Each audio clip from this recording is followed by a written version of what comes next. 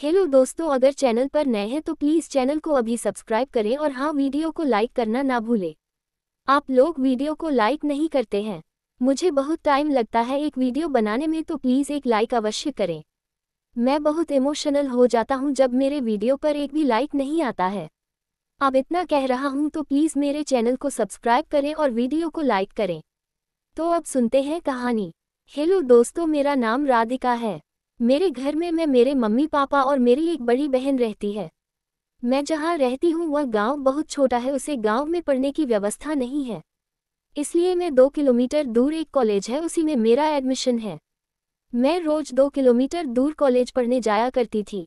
जिस कॉलेज में मैं पढ़ती थी उसी कॉलेज में मेरी बड़ी बहन भी पढ़ती थी। एक दिन मैं कॉलेज गई हुई थी तो कुछ लड़कियां मेरे क्लास की मेरी बहन की बातें कर रही थी। वह लड़कियां मेरी बहन के बारे में कह रही थी कि यह लड़की बहुत खराब है। ये लड़की अपने ही क्लास में एक लड़के से बात करती है और उससे फ़ोन भी लिया है। मैंने ये सारी बातें सुनी तो मैं घबरा जाती हूँ। मुझे इन बातों पर विश्वास नहीं हो रहा था। मैं कॉलेज से जब घर आता हूँ तो मैं अपनी सिस्टर से इसी बारे में पूछता हूँ, लेकिन मेरी सिस्टर ने साफ इनकार कर दिया, कह दिया कि वह सब पागल है, वह सब बकवास कर रही होगी। मैं ऐसा नहीं करती हूँ। मेरी सिस्टर मुझसे कभी नहीं झूठ बोलती थी तो मैं उसकी बातों पर विश्वास कर लेती हूँ। थोड़े दिनों बाद दीपावली आती है तो पूरे घर की साफ सफाई चल रही थी। मेरा जब रूम साफ किया जाता है तो मेरे रूम में एक फ़ोन मिलता है, लेकिन ये फ़ोन मैंने नहीं रखा था। मेरी मम्मी मुझसे पूछने लगी, यह फ़ोन किसका है और यहाँ क्या कर रहा है। मैंने अपनी मम्मी से कहा, मुझे नहीं पता ये फ़ोन किसका है। मेरी मम्मी ने मेरे 2-4 थप्पड़ लगा दिए। मेरी सिस्टर भी पास में ही खड़ी हुई थी। अब मुझे समझ नहीं आ रहा था कि यह फ़ोन आखिरकार यहाँ आया तो आया कैसे। मैंने फ़ोन यहाँ पर नहीं रखा था और यह फ़ोन मेरा नहीं था, लेकिन ये फ़ोन किसका था, मेरी यह बात समझ नहीं आ रही थी। और मेरे रूम में यह फ़ोन कर क्या रहा था, किसने रखा था।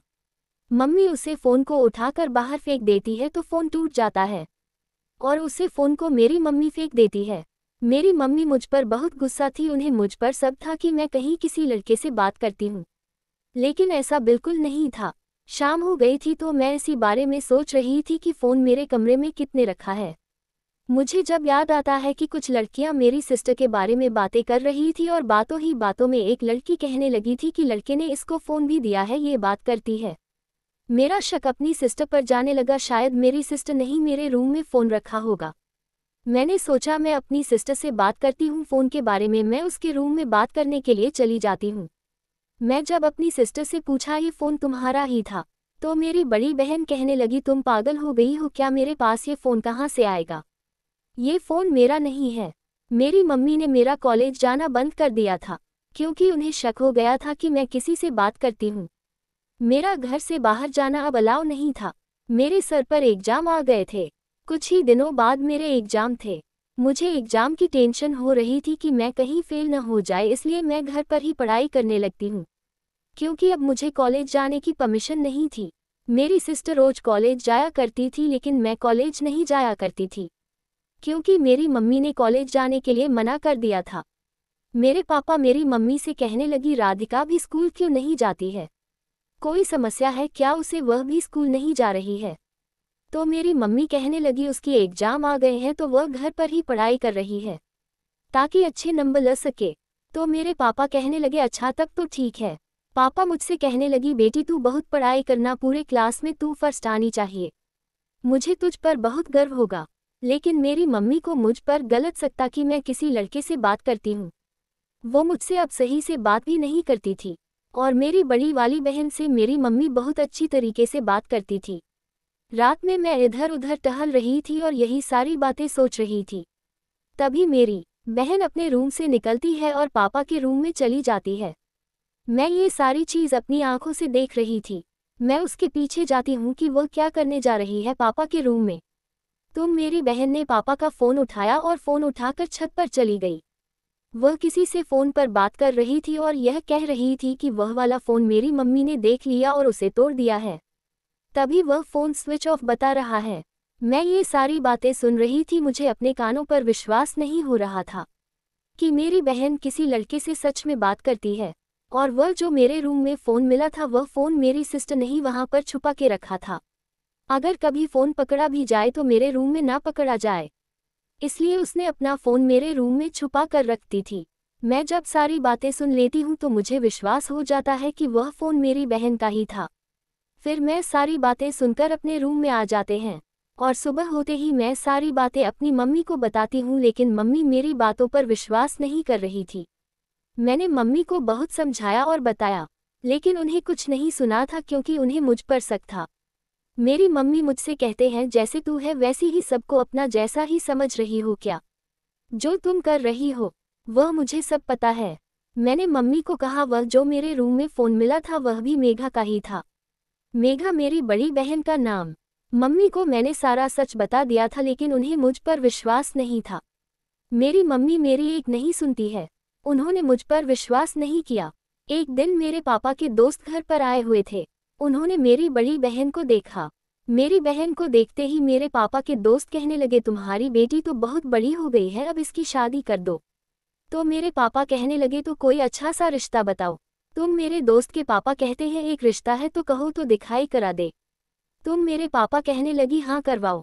मेरे दोस्त के पापा एक रिश्ता लेकर आते हैं मेरी बड़ी बहन के लिए। मेरी बड़ी बहन और मैं बहुत सुंदर थे तो उन्होंने पहले ही बार में मेरी बड़ी बहन को पसंद कर लिया। इधर से भी सबको पसंद था, उधर से भी सबको पसंद था और लड़के को भी मेरी दीदी पसंद थी। मेरी दीदी से सब लोग पूछते हैं लड़का पसंद है तुम्हें?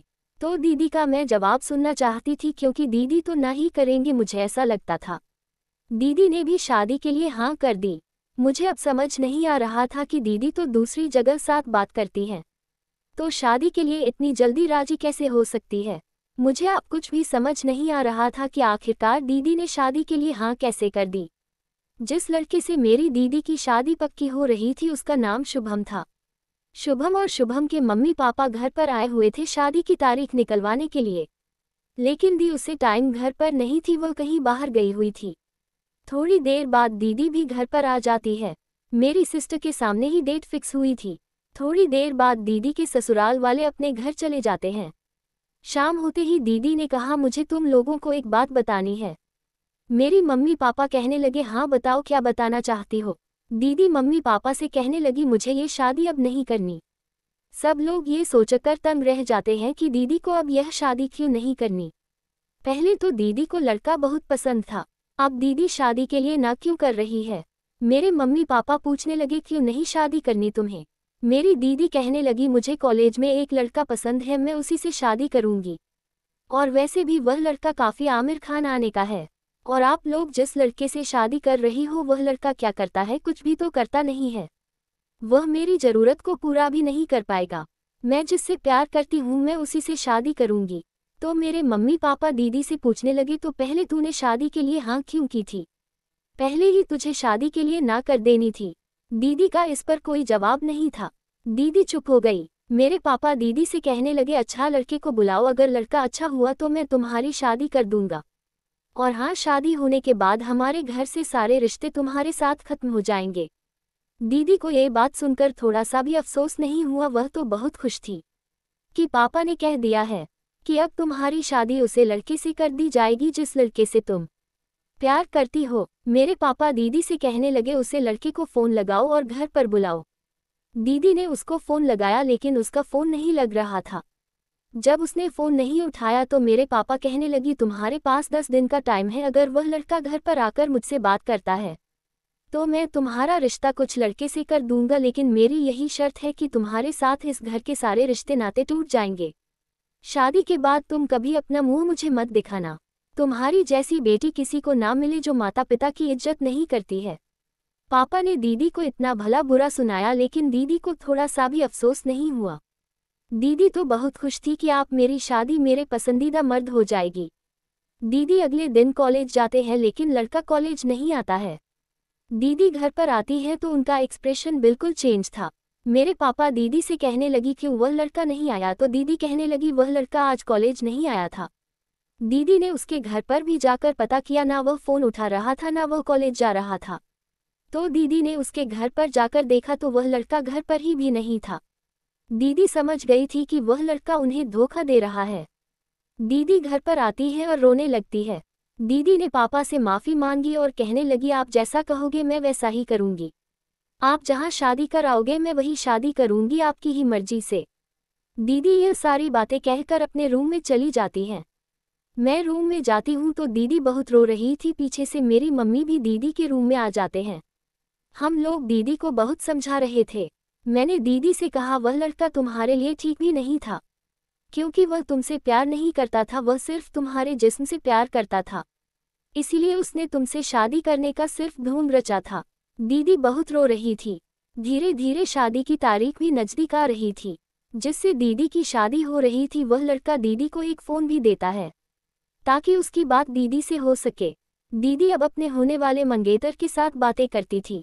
शुभम को मेरी दीदी बहुत पसंद थी, वह उनसे बेइंतहा प्यार करने लगा था। लेकिन दीदी के दिल में शायद आप भी वही कॉलेज वाले लड़के के लिए प्यार था। दीदी उसे लड़के को भुला नहीं पा रही थी। धीरे धीरे शादी का दिन आ जाता है। मेहमान घर पर आए हुए थे, पूरा घर मेहमानों से भरा हुआ था। जिधर देखो उधर मेहमान ही मेहमान बैठे हुए थे। बारात दरवाजे पर आ चुकी थी। सब लोग बारात देखने दरवाजे पर जाते हैं। दुल्हा घर के अंदर दाखिल होता है। पंडित जी भी घर पर आ चुके थे। पंडित जी कन्या को बुलाने को कहते हैं तो मम्मी दीदी को बुलाने के लिए जाते हैं। मैं भी मम्मी के पीछे पीछे दीदी को बुलाने के लिए जा रहे थे। दीदी के जब रूम में मम्मी घुस के देखते हैं तो दीदी रूम के अंदर नहीं थी। हम लोगों ने इधर उधर देखा लेकिन दीदी कहीं भी दिखाई नहीं दे रही थी। मम्मी और मैं बहुत घबरा गए थे। मुझे समझ आ गया था कि दीदी कॉलेज वाले लड़के के साथ भाग गई है शायद। मम्मी तुरंत ही यह खबर पापा को बताती है। पापा की तबीयत भी क्या है, ठीक नहीं थी। ये सुनकर उन्हें एक बहुत बड़ा झटका लगा।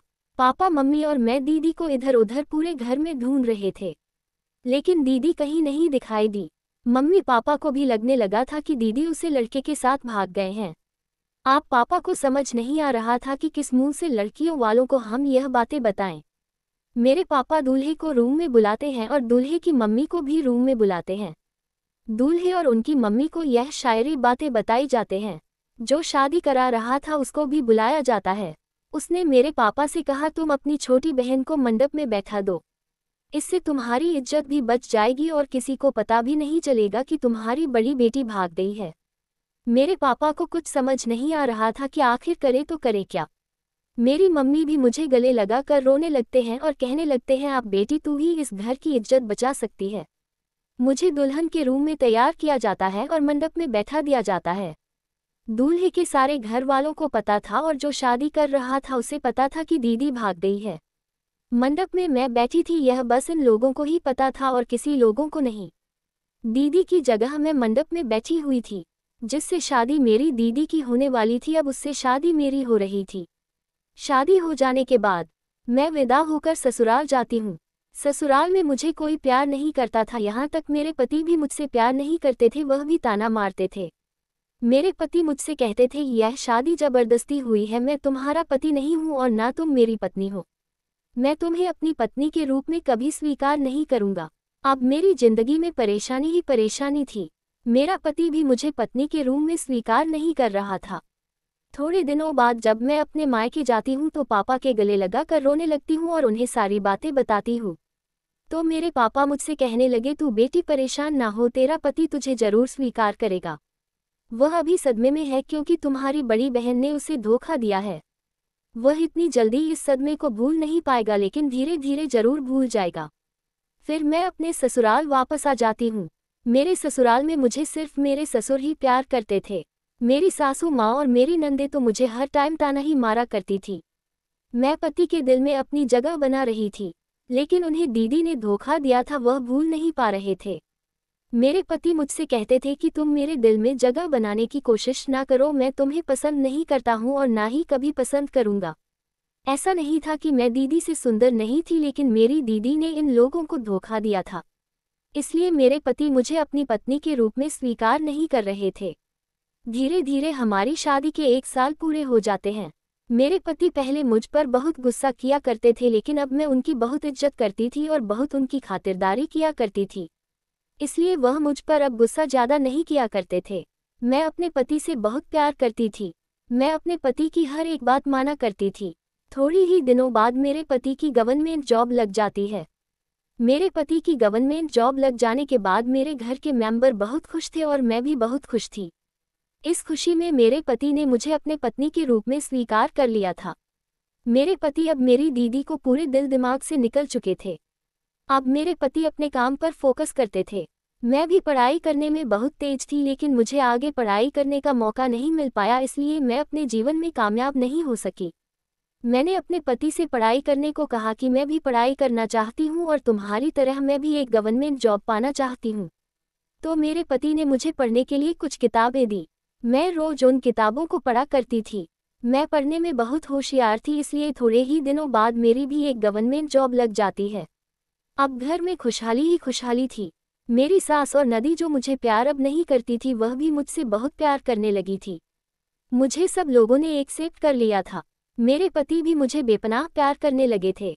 एक दिन मैं और मेरे पति शॉपिंग करने गए हुए थे बाहर गाड़ी से। मैं जहां शॉपिंग करने गई थी वहां मुझे पास की ही दुकान पर मेरी दीदी दिखाई दी। वह एक लड़के के साथ खड़ी हुई थी। मैंने जब ड्राइवर से कहा गाड़ी को रोको तो ड्राइवर ने गाड़ी को रोक दी। मैं और मेरे पति गाड़ी से उतरे। मेरी दीदी ने मुझे देख लिया था। वह अपना मुंह छुपाने लगी, लेकिन मैंने अपनी दीदी को देख लिया था। मैं तुरंत ही उनके पास गई। मेरे पति भी उनके पास गए। हम लोग अब बहुत अमीर थे। दीदी जिस लड़के के साथ भागी थी वह लड़का भी वहीं खड़ा हुआ था। उसे लड़की के पास कुछ नहीं था।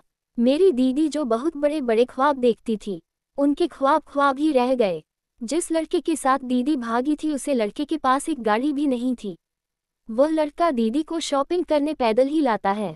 मैं और मेरे पति गाड़ी से आए हुए थे। ये देखकर मेरी दीदी शर्म से पानी पानी हो जाती है। उन्हें बहुत बेइज्जती महसूस हो रही थी। मेरा पति दीदी की हालत देखकर हंसने लगता है।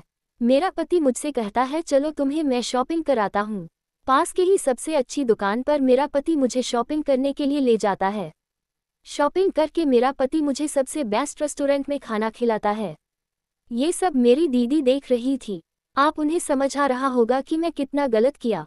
हम लोग खाना और शॉपिंग करके वापस घर लौट आते हैं। मेरा पति मुझे बहुत प्यार करता था और मैं उसे बहुत प्यार करती थी। मेरा पति मेरे साथ बहुत खुश था। हम लोगों की अच्छे से जिंदगी कट रही थी। मैंने ये सारी बातें अपने मम्मी पापा को भी बताएं। मेरी मम्मी पापा मुझसे कहने लगी जो तुम्हारी दीदी के साथ हुआ है वह बहुत अच्छा हुआ है। जो भी ऐसा करे उसके साथ ऐसा ही होना चाहिए। दीदी को पहले वह लड़का बहुत बड़ा चढ़ाकर कहता था कि मेरे पास यह है वह है, लेकिन उसके पास कुछ नहीं था। वह लड़का बहुत गरीब था। एक दिन मेरी दीदी ने मेरे फ़ोन पर कॉल किया और सारी बातें बताएं। मेरी दीदी मुझे कहने लगी मुझे बहुत बड़ी भूल हो गई। मैंने अपने मम्मी पापा को बहुत बड़ा धोखा दिया है, इसका ही यह फल है। जिसके साथ मैं भागी थी वह रोज ड्रिंक करके आता है घर और मुझे बहुत मारता पीटता है। मेरी दीदी मुझे कहने लगी मुझे अब बहुत अफसोस हो रहा है। मुझे अपनी मम्मी पापा की बात मान लेनी चाहिए थी। मैंने दीदी से कहा जो किया है उसका फल तुम्हें ठीक ही मिला है। अब जैसा किया है वैसा भुगतो। तो इस कहानी से सीख हमें यह मिलती है कि कभी माता पिता आपके लिए गलत नहीं करेंगे। आपके माता पिता जहाँ भी आपका रिश्ता पक्का करेंगे कुछ सोच समझकर ही करेंगे। अगर आप भी किसी से प्यार करते हो तो उसके खातिर अपने मम्मी पापा को कभी धोखा मत देना। आपके मम्मी पापा जहाँ भी शादी कराए वहाँ ही करें। जैसा मेरी दीदी के साथ हो रहा है कहीं वैसा आपके साथ भी ना हो तो प्लीज़ अपने मम्मी पापा की इज्जत कभी ना उछालना। अगर हाँ वीडियो अच्छी लगी हो तो वीडियो को लाइक और चैनल को सब्सक्राइब अवश्य करें। जो ऐसा करने को सोच रहा है उसके पास वीडियो शेयर जरूर करें। तो मिलते हैं किसी और रोमांचक कहानी के साथ, जब तक के लिए बाय बाय।